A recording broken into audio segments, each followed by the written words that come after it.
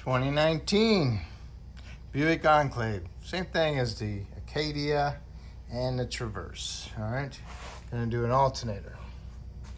First thing you want to do is disconnect your battery, negative cable. Loosen up to 10 millimeter, remove the cable, and charge your battery at the same time. Trickle charge. All right. So then you want to come over here. Alternator's right down there. So be on the safe side. I'll pull my dipstick out so I don't break it. Also, I'm going to remove my upper air cleaner housing. So I'm going to undo my clamp right here. Undo my mass airflow sensor right here. Undo the lock. Push the thing in.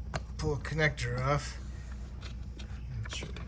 And then all the way around the air filter housing is some Phillips head screws. Careful when you unthread them, you don't drop them. Go ahead, pick up the upper part, twist it, pull it off, side to side, remove your air filter,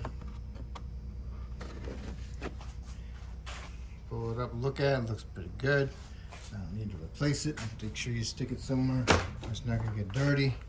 And then here's your lower air cleaner box. I want to remove this to get out of my way.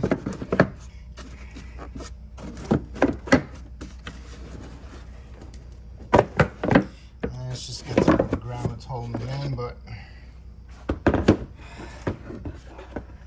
rubber grommet there. Supposed to be a rubber grommet there, but there isn't one on my stud. So and it just goes into this snorkel that goes to the front grill. So what we need to do is undo the belt. So I need to find the tensioner for the belt, loosen the tension up, and remove the belt. See all the dirt in there? You can dump that out. Okay, the tensioner is down here, which is right there. 1/2-inch drive. Use the long 1/2-inch ratchet. So I'm going to take this ratchet. I'm going to ratchet it all the way back here. Pull it this way. And then remove my bolt from my alternator. Not bolt, belt, okay? And now I can pull it, and then I'll remove the belt. So I got my ratchet extension with a big socket to go over it. Made it a lot easier to pull on it. So I removed the belt. Next, you want to go ahead and remove this cap. Looks like it's got a hex on it, so you have to turn it possibly. I don't know what's under it, so I'm gonna give me a wrench to fit on it, or a socket. And I can disconnect that main cable. And you can go down right below that is the alternator field connector. Then you wanna undo these two nuts, take them nuts off, and then get yourself a Torx, inverted Torx, and remove these two studs. Okay, here's the nut on the back of the alternator. That's a 17 millimeter. Got my line off of there, my power line.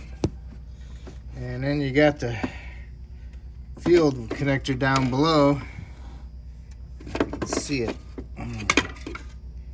See, it's orange. I disconnected it already. It's right there. It's got the little tab on it, and you push in on the tab, and it raises this piece, and then you can push the connector off. If you got a little pocket screwdriver, you can get underneath this and lift it up, and you can pry the connector off. Be good. But sometimes it's kind of hard to get in there and push on that back of that tab. Okay, you got the alternator nuts off, 15 millimeter. Remove the studs. I think that's an A8. All right, remove those. Then you want to remove the idler, which is a 15 millimeter. Remove that bolt with the idler pulley, and below that is another 15. I believe that goes through the alternator at the bottom. My mistake, that idler bolt is the one that goes through for the alternator. I'm removing the idler bolt. Here it is. If you drop it, make sure you got all those pieces. Okay, how do you get that alternator out of there without losing all my coolant and getting stuck here?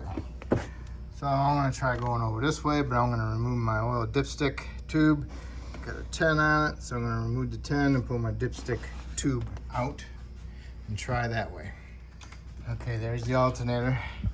Tube did not come out, but I took the bolt loose so the tube can move around. I removed this, moved the upper engine cover. That was a Torx bit. Let's see, that was a T25. Big pair of channel locks. Loosen this up, only turns so far, and then you wiggle it out. A quarter turn. And I weaseled that alternator up through here. All right, and that's it. Now I can go ahead and weasel my new one back down there. Make sure it matches up to the old one.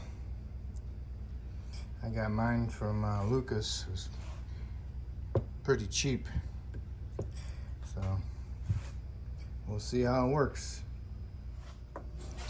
All right, I put the alternator there. It fell right down in there, no problem. Came out harder though. All right, so I put it down in there.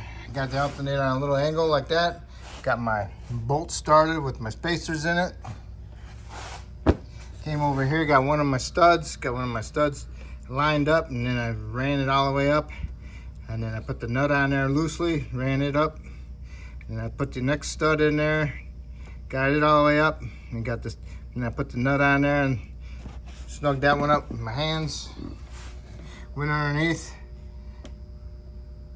pushed my bolt at the same time, and got my other right hand underneath the alternator, picked up on the alternator with my right hand, moved it around, and pushed that bolt in there and got it started. So now I'm gonna go ahead and snug this one up, snug up my studs, and then I'm gonna snug up my nuts, and then I'll go ahead and torque my two nuts and my bolt.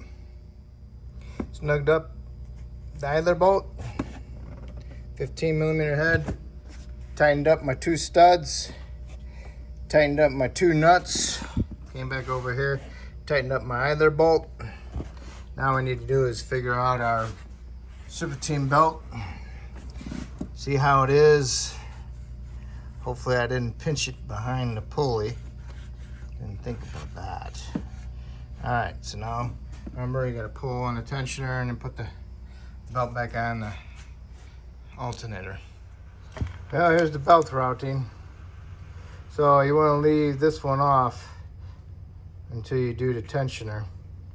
Get the tensioner and then make sure you put that on there, and then you can release the tensioner and double check to make sure it's on all the pulleys.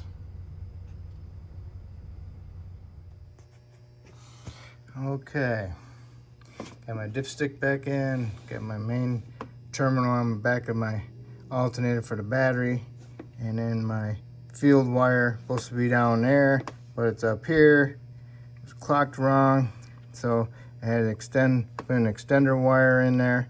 Pretty hard to do because it's way down here, but I did it.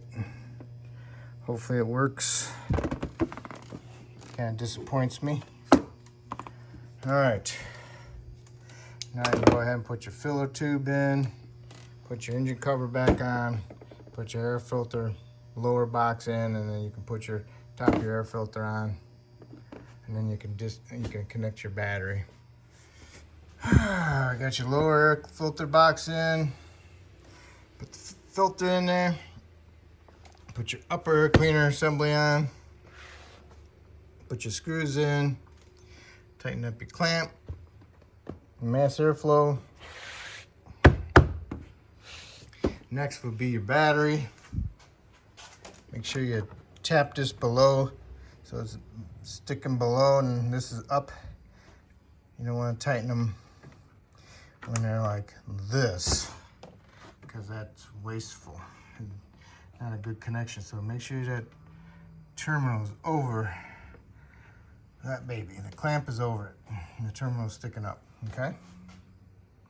So go ahead and tighten it up, and you can go inside and start it up and See if your light's still on. All right, here we go.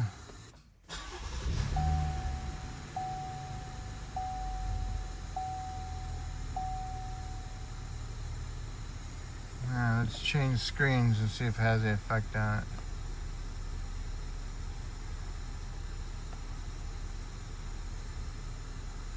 Take it for a road test, see how it goes. All right, just one other thing, just to make sure your serpentine belt's on properly. Don't want to be driving around with the belt not on properly. Okay, so hopefully I helped you out with this video, and hopefully you can help me out by subscribing to me, and I appreciate it, and good luck.